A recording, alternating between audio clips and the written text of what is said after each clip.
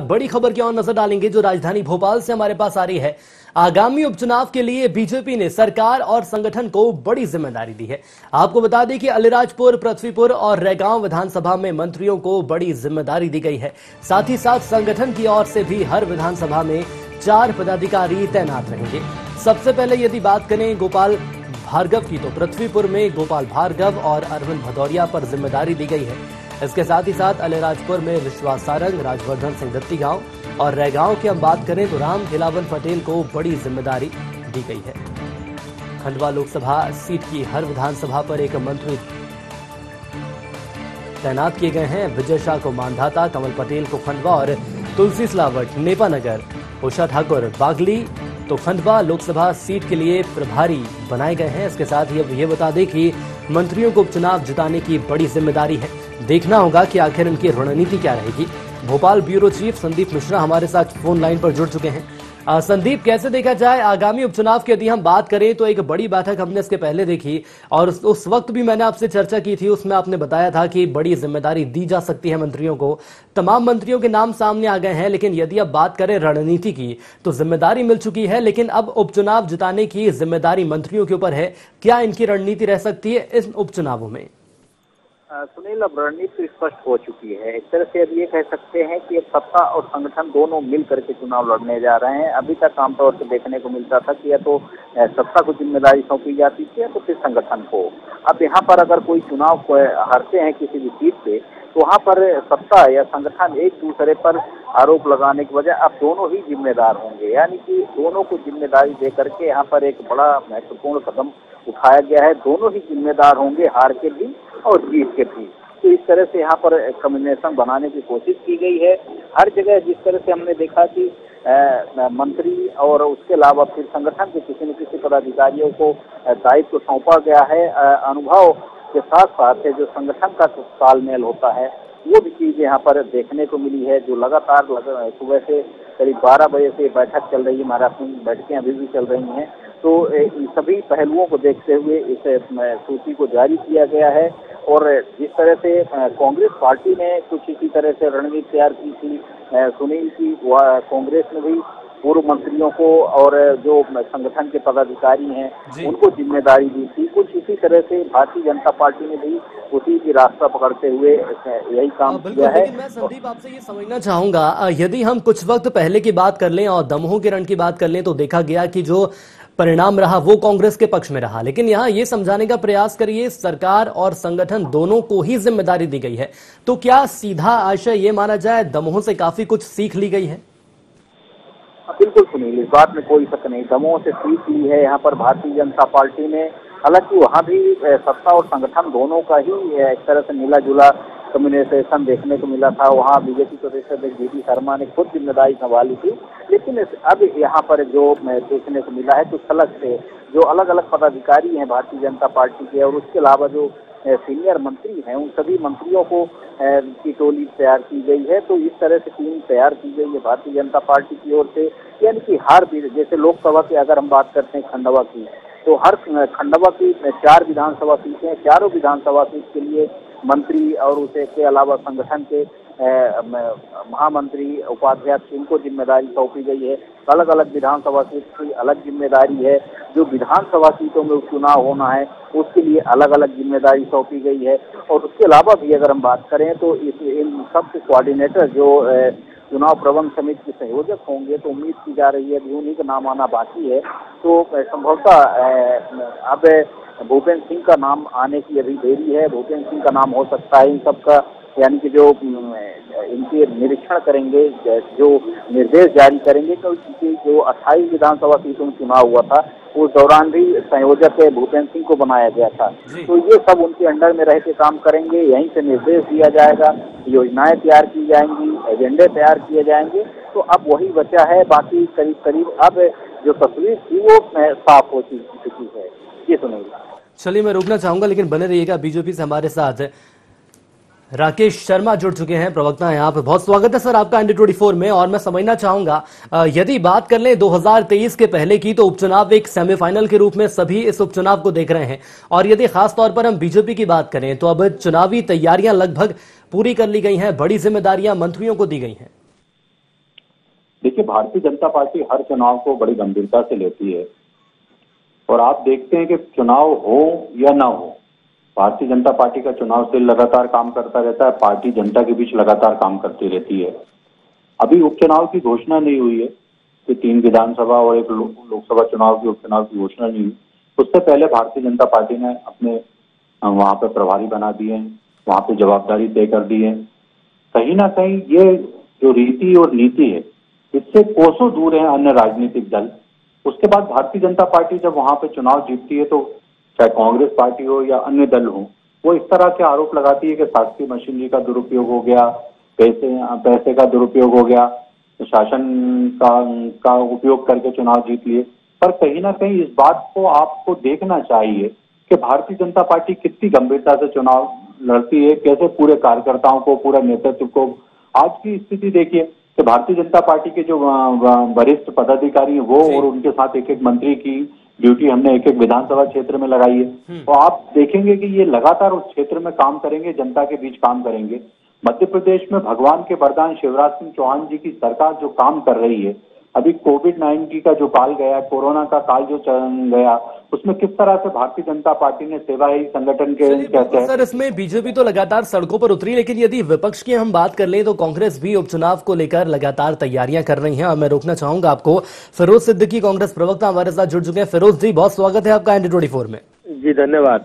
फिरोज जी, उपचुनाव की यदि हम बात कर लें तो फिलहाल तो उपचुनाव को लेकर कोई घोषणा नहीं हुई है, लेकिन यदि हम बात करें आधिकारिक तौर पर घोषणा नहीं हुई, लेकिन बीजेपी अभी से एक्टिव मोड में नजर आ रही है।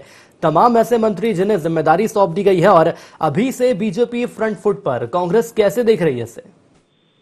देखिए, भारतीय जनता पार्टी सब कर रही है, वो बैठकें भी करेगी, वो अपने मंत्रियों को प्रभार भी देगी, लेकिन भारतीय जनता पार्टी जो नहीं कर पा रही है वो नहीं कर पा रही, जनता के बीच में विश्वास नहीं पैदा कर पा रही।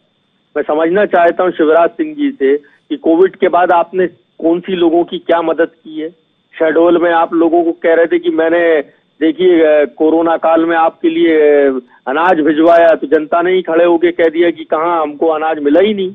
और उन लोगों को भी नहीं मिला जो लोग कह रहे थे, उनको कलेक्टर को बुला के बोलना पड़ा। लेकिन ये हाल तमाम जगहों पर है, सब जगह है। किस तरीके से ऑक्सीजन पर की मौतें हुई हैं, कैसे मंत्री जो थे वो रेमडेसिविर बेचते हुए पकड़े गए, मंत्री के भारतीय जनता पार्टी के लोग बेड बेच रहे थे, अस्पताल बेड, महंगाई, पेट्रोल डीजल, ये सारे जो मुद्दे हैं इनके भारतीय जनता पार्टी के पास इसका जवाब नहीं है। बहुत अच्छी बात कह रहे हैं राकेश शर्मा जी कि Bharatiya Janata party election mode में रहती है। भारतीय जनता पार्टी सिर्फ चुनाव ही लड़ती है और चुनाव लड़ने के लिए वो किसी भी हद तक चली जाती है। गवर्नेंस की भारतीय जनता पार्टी से आप चर्चा मत करिए और उम्मीद करते हैं इस बार कोई मंत्री जो है नोटों से भरी हुई गाड़ी लेके भागेगा नहीं, वो कलेक्टर वो गाड़ी भगवाएगा नहीं और कलेक्टर SP का उसके बाद ट्रांसफर नहीं होगा। और अभी तो भारतीय जनता पार्टी को कैंडिडेट सिलेक्शन करना है। जब ये चुनाव की तिथि घोषित होगी उसी के बाद ये अपना प्रत्याशी सामने ला पाएंगे, इससे पहले नहीं। कांग्रेस का जहां तक सवाल है, कांग्रेस ने बहुत पहले ही अपने प्रभारियों की वहां घोषणा कर दी है जी। कांग्रेस की मीटिंग 22 तारीख को थी, लेकिन कमलनाथ जी की व्यस्तताओं के कारण, कुछ और 1-2 मुद्दों के कारण उसको 29 तारीख तक के लिए बढ़ाया गया था। 29 तारीख को हम आपको पूरा रोड मैप रख देंगे कि हम कैसे चुनाव में जाने वाले हैं और क्या क्या हमारे मुद्दे होंगे। और हमारे लगभग 29 तारीख को ही हम कैंडिडेट का पैनल बना के दिल्ली भेज देंगे और वहां से जो भी वहां से है ना 8-10 जो भी कुछ दिन होंगे, मोहर उस पर कब लगेगी ये तो देखने वाली बात होगी। लेकिन बने रहिएगा। राकेश जी के पास एक बार फिर जानना चाहूंगा। राकेश जी, यदि कुछ वक्त पहले की हम बात कर लें तो सरकार, यदि बीजेपी की हम बात करें तो जनता का विश्वास भी बीजेपी पर था, और यदि बीजेपी के नजरिए से हम देखें तो बीजेपी को तो यही लगेगा कि जनता का विश्वास आज भी है। लेकिन वक्त बदलता जा रहा है, परिस्थितियां बदलती जा रही हैं, लगातार महंगाई तेजी से आगे बढ़ती जा रही है और कांग्रेस ये मान रही है कि चिंता के बीच विश्वास आखिर कैसे पैदा होगा? देखिए, मुझे तो आश्चर्य होता है कि कुछ कांग्रेस के अच्छे प्रवक्ता थे, जिसमें मेरे विद्वान साथी कांग्रेस के जो अभी उनको मैं समझता था, पर अब ये भी लगातार झूठ बोलने लगे। अभी आपके चैनल पे आप चाहें तो इनको दोबारा भी सुनवा सकते हैं, क्योंकि इनके शब्द एक रिकॉर्ड हो गए होंगे। ये कह रहे हैं भारतीय जनता पार्टी के मंत्री रेमडेसिविर बेच रहे थे, भारतीय जनता पार्टी के मंत्री बेड बेच रहे थे। शर्म आना चाहिए झूठ बोलने की। दूसरा, इनने कहा हमने प्रभारी घोषित कर दिए। जरा पूछ लीजिए इनसे कि तीनों विधानसभाओं में किसको प्रभारी बनाया, खंडवा में किसको प्रभारी। दुखद स्थिति ये हो सकती है कि अरुण यादव जैसा वरिष्ठ जो पूर्व अध्यक्ष है कांग्रेस पार्टी का, सांसद रहा है, केंद्रीय मंत्री रहा है, उसके बारे में कमलनाथ कहते हैं कि वो तो मेरे पास आए नहीं थे टिकट मांगने के लिए। इससे ज्यादा गुटबाजी और हो सकती है क्या कांग्रेस पार्टी में? दूसरी बात, आप किस आधार पर कह सकते हैं कि जनता में भारतीय जनता पार्टी का गिराव कम हुआ? अभी कुछ दिन पहले उपचुनाव हुए थे 23 स्थानों पे, भारतीय जनता पार्टी की सरकार आई कि नहीं? उससे पहले कांग्रेस की सरकार थी कमलनाथ जी की, जिसको उमंग सिंगार कहते थे कि दिग्विजय सिंह जी खनन माफिया हैं, दिग्विजय सिंह शराब माफिया हैं, दिग्विजय सिंह हमारी सरकार को अस्थिर कर रहे हैं। इनके विधायक लगातार कहते थे कि बिना पैसे दिए ट्रांसफर नहीं होता, मंत्री कहते थे कि कमलनाथ से मिलने का समय नहीं मिलता। तो ऐसी सरकार थी, उसका परिणाम होगा कांग्रेस पार्टी ने। भारतीय जनता पार्टी की और सरकार की चिंता मत करो, पूरी कांग्रेस पार्टी का एक कार्यकर्ता कभी जमीन पे नजर नहीं आया कोरोना काल में। ये तो ट्वीट करने के मास्टर है। हिंदुस्तान में अगर किसी का नाम ट्विटर लाल रखा गया तो उसका नाम है कमलनाथ, जो 24 घंटे ट्वीट करते रहते हैं हर विषय में। जब मुख्यमंत्री थे तो किसानों को ठीक है सर, मैं माफी के साथ आपको रोकना चाहूंगा और एक सवाल और जोड़ना चाहूंगा। विपक्ष की बात करें तो सर विपक्ष तो लगातार मुद्दे ऐसे उठाएगा ही, लेकिन उसके साथ ही साथ ये भी बताइए, कांग्रेस का तो ये भी मानना है कि दमोह के यदि रण की हम बात कर लें तो उस वक्त पूरी सरकार दमोह में मौजूद थी, लेकिन उसके बावजूद भी जनता ने कांग्रेस को चुना। राकेश जी, देखिए मेरा एक निवेदन है, विपक्ष को मुद्दे उठाने से कौन मना कर रहा है? और विपक्ष का कोई दायित्व होता है कि नहीं? या विपक्ष का दायित्व सिर्फ ये है कि अखबारों में दिखाई दें, ट्विटर में दिखाई दें, सोशल मीडिया पे दिखाई दें? जनता के बीच जाने का विपक्ष का दायित्व नहीं है क्या? बिल्कुल। क्या ये इनके जनप्रतिनिधि विधायक नहीं है क्या? इनके जनप्रतिनिधि क्या सांसद नहीं है क्या? नेता प्रतिपक्ष और प्रदेश अध्यक्ष के दायित्व पे कमलनाथ जी वो अपने दायित्व का निर्वहन क्यों नहीं कर रहे? मैं एक सामान्य सी बात कह रहा हूँ कि ट्विटर लाल सिर्फ ट्विटर करने के लिए धरती पे आए क्या?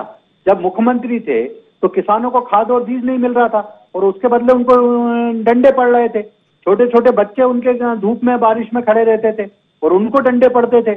एक जगह डंडे पड़े विदिशा में तो इनने ट्वीट कर दिया कि अब किसी ने डंडा मारा तो मैं पुलिस वालों को देख लूंगा। मुख्यमंत्री कह रहा है। उसके बाद रतलाम में पिटते हैं किसान, उसके बाद रायसेन में पिटते हैं। ये सर तमाम ऐसे आरोप हैं, तमाम ऐसी बड़ी बातें जो बीजेपी के द्वारा कही जा रही है। वक्त की मेरे पास कमी है, एक अंतिम रिएक्शन मुझे फिरोज सिद्दीकी जी से लेना है। फिरोज जी, विपक्ष की यदि हम बात करें तो बीजेपी का यह मानना है कि विपक्ष अपना दायित्व ठीक से नहीं निभा पा रहा है, क्या कहेंगे? ये जो रोज FIR हो रही है हमारे नेताओं के ऊपर, तो ये क्या घर में बैठे बैठे हो रही है? पुलिस क्या घर में आके FIR कर रही है? दिग्विजय सिंह जी ने गोविंदपुरा की जो जमीन थी, हम तो कहते हैं भारतीय जनता पार्टी को चैलेंज करते हैं कि लघु भारती जो है इनका वो बना के बता दे वहां जमीन, और सरकार दे के बता दे और वो शिलान्यास करके बता दे। अगर विपक्ष कमजोर है तो, अगर हम ट्विटर पे हैं तो ट्विटर पे हमारे लाखों फॉलोअर हैं। प्रधानमंत्री नरेंद्र मोदी या शिवराज जी जैसा हाल थोड़ी है कि कमेंट बॉक्स बंद करना पड़े, लाखों डिसलाइक आए। ऐसे हमारे नेताओं के तो नहीं आते डिसलाइक। और हमारे नेता जो है जनता की आवाज उठाते हैं।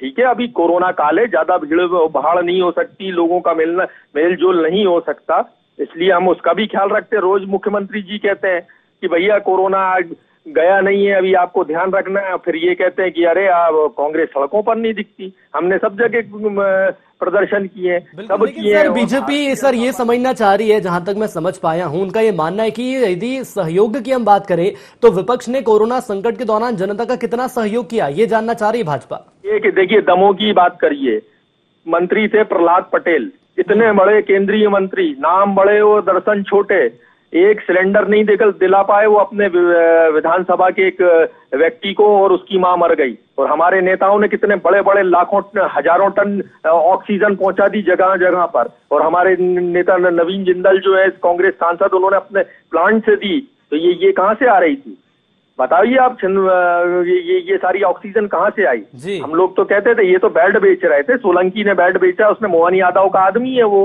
तो डॉक्टरों ने इल्जाम लगाया, हमने थोड़ी लगाया। चलिए बिल्कुल सर, आरोप तो तमाम लगाए जा रहे हैं, लेकिन अब देखना होगा कि उपचुनाव को लेकर जो रणनीति बनाई है बीजेपी की, ये आखिर कांग्रेस पर कितनी भारी पड़ेगी। आप दोनों हमारे साथ जुड़े, इसके लिए आप दोनों का बहुत धन्यवाद। तो उपचुनाव के लिए बीजेपी ने सरकार और संगठन दोनों एक मंच पर आ गए हैं। विधानसभा की हम बात करें तो लगातार मंत्रियों को जिम्मेदारी दे दी गई है और अब यह साफ कर दिया है कि इन विधानसभा पर जीत दिलाने की जिम्मेदारी मंत्रियों की है। लेकिन साथ ही साथ सरकार के संगठन भी मैदान में है और देखना होगा कि दमोह का जो रण रहा उसके बाद जो परिणाम कांग्रेस के पक्ष में आए उससे आखिर कितनी सीख ली जाती है और उसके कितने परिणाम इस उपचुनाव या फिर ये कहा जा सकता है 2023 के सेमीफाइनल को प्रभावित करते हैं।